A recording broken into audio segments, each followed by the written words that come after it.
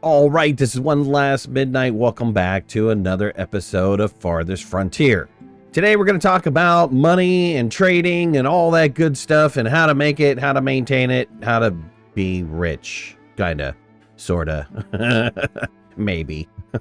If the bandits don't steal it from you. There's two areas in which you can make money at in Farthest Frontier, and that is the marketplace, which is local trading. So this is trading to any of the areas within the radius of the market. And if you notice, there are items in the storage that are going to be sold. So candles, pottery, food, produced materials, and raw materials. All of these things are great. They will actually make you some monthly income. You can see I made 303 ingots of gold last year off of all the villagers that are buying from this particular market. So markets are good, and make sure that wherever you have a group of houses that there is some sort of market that is servicing them. It's also really needed because the markets increase the desirability and then the houses get bigger and that whole process. But we'll talk about that in another video. The other major place that trading happens is at the trading post. Now, the trading post is not an internal local trading system. It's an external trading system. Once a year, some traders show up and they wind up trading with you. In Tier 1 early game, honestly, there isn't much for you to trade. You could try to trade off raw resources such as wood, stone, meat, clay, any of those raw resources that you might get in the early days. If the traders take it. That's another big thing about the trading post, is not everybody takes everything. So it's kind of a crapshoot. You really need to load up your trading post with a large variety of items just in case one of the traders that come in the trade is willing to take it. So Tier 1 beginning days, like I said, very difficult to start trading any high quality goods. Most of your trading is going to be done locally. And that's usually selling off food, and it's also selling off clothing. So if you have a tannery down or if you have a cobbler shop down, they're going to sell locally, and people are going to purchase those coats and those shoes, which will produce money for your village. If you happen to have a lot of willow laying around, baskets are probably your biggest trade item in Tier 1.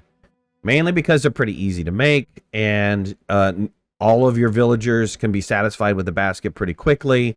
So try to focus on getting big patches of willow. If you have big patches of willow, you might not have big patches of willow laying around. But if you've got condensed willow laying around, or you've got access to willow in other areas, make sure that you harvest that stuff up, because that's really useful for, once again, being able to produce those baskets. Like in this area, there's a ton of willow here, which will help produce a lot of baskets. Once you expand your town center into Tier 2, the whole world of trading changes for you. By this time, you should have some fields producing some sort of flax, and flax can make clothing, and clothing will get used up by the villagers in the marketplace, but they'll also produce an excess, which can be sold at the trader. Another great thing to sell in Tier 2 for the trader is pottery. Pottery makes you a lot of money, and as long as you have huge deposits of clay available, you can turn out a lot of pots. The only downside of the pottery building is that it will consume firewood, so make sure that your firewood production is also upscaled or producing enough to be able to handle either one or multiple pottery buildings. Like I said before, not all traders will take the items that you have in stock. So while I have an excess of candles and pots and flour and grain, this particular trader is really not interested in anything that I have. While the second trader that comes in is looking for clothing, which I'm not currently producing at this tier level yet, because my villagers are using them all up, so I don't have excess. But they do take baskets, and they're taking baskets at a pretty above average price. Remember, you can use the trader to be able to upscale some of your production needs. Like, let's say, for example, I'm producing pots, but I don't have enough clay. So I can purchase clay for average price and then turn around and sell the pots for a much higher price. You could do the same with wood and other resources that will produce some sort of end product that can be sold at significantly higher value, such as Tallow. Tallow can be turned into soap, and they're selling that at a far below average price. They're selling it for 1 unit. So purchasing all of this tallow is a really smart idea. Make sure that you buy and transfer it over immediately so that the people that are making your soap can use it right away. The other thing that you can do is you can use the trader to buy low and sell high. So in this case, I'm just going to use this as an example, but here is his smoked meat. He's selling it at far below an average price. If this trader happened to be purchasing smoked meat, or maybe the following year, another trader comes by and wants to purchase some smoked meat, you can probably sell it for a much higher price than you purchased it for.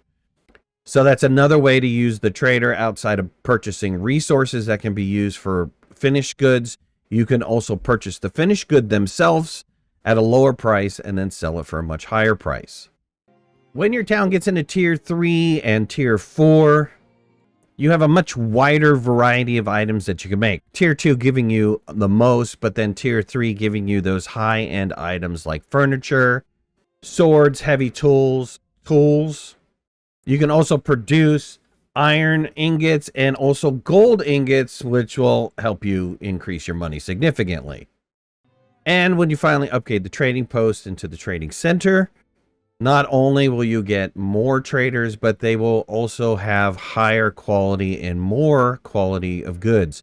So you can see even now in tier 4, I am still selling pottery. Pottery does very well. I highly recommend you get on the pottery train because pottery will make you a lot of money. If I sell all my pottery off in my inventory, you'll see I'll get 3,500, and this trader only has 3,000, so we'll wipe out any of the cash that he has. But the beauty of that is that, so I sell 3,000 worth of pots, and then I'll have that extra 3,000, which I can turn around and use to purchase whatever it is he might have. And if I still have excess in my inventory, then I can sell even more off. Here's a great example of buy low, sell high. So this second trader that just came in is selling pots for 11 gold. But the first trader is buying pots for 14 gold. So I'm making a net of 3 gold per pot off of this trader. So it'd be smart for me to purchase all these pots and then turn around and sell it to this guy. Because why not, right? I'm making essentially free money without having to do anything. So look for deals like this. Also look to supplement anything you might possibly need in your inventory once again to be able to produce those higher level goods. Once you start doing that, once you start having that type of mindset, your money will start rolling in and you'll be able to have tons of, watchtowers guarding your houses. You'll be able to have multiple schools and also multiple hospitals or healing buildings, because all of those things cost money. And you'll also be able to pay, if you want, you'll be able to pay for a barracks and be able to maintain and house soldiers to have on demand. Also, money is absolutely necessary to be able to put down service buildings and even production buildings. And of course, defense, decoration, all of those things take gold on top of resources enabled to build. So it's not only important to get money to be able to run those services, but just actually to build those services.